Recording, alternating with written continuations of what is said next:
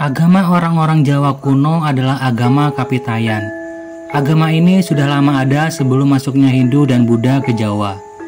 Agama Kapitayan secara sederhana dapat digambarkan sebagai suatu ajaran keyakinan yang memuja sembahan utama, yaitu Sang Hyang Toyo, yang bermakna hampa, kosong, suwung atau awang uwung.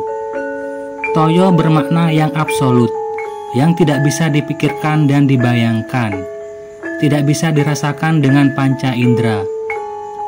Orang Jawa kuno mendefinisikan Sang Hyang Toyo dengan sebutan tan keno kinoyo ngopo, atau tidak bisa diapa-apakan keberadaannya.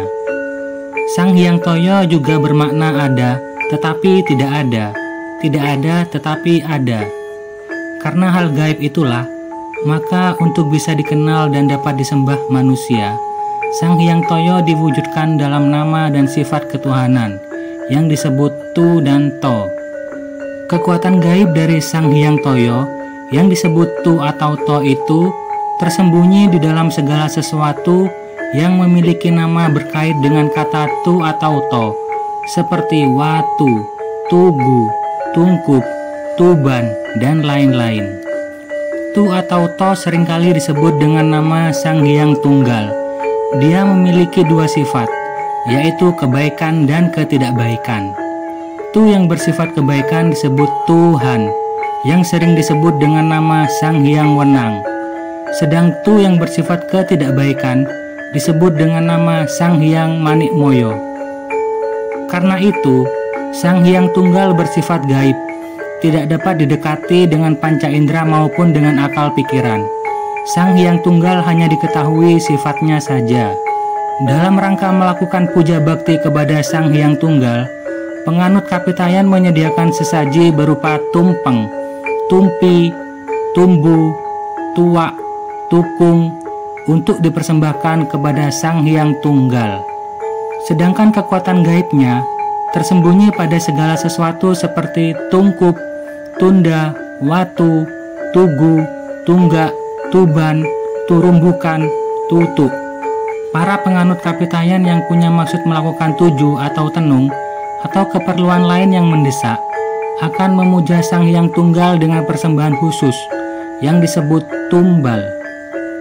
Orang awam menyembah Sang Hyang Tunggal dengan persembahan sesaji-sesaji di tempat-tempat keramat dengan maksud menyembah Sang Hyang Toyo langsung.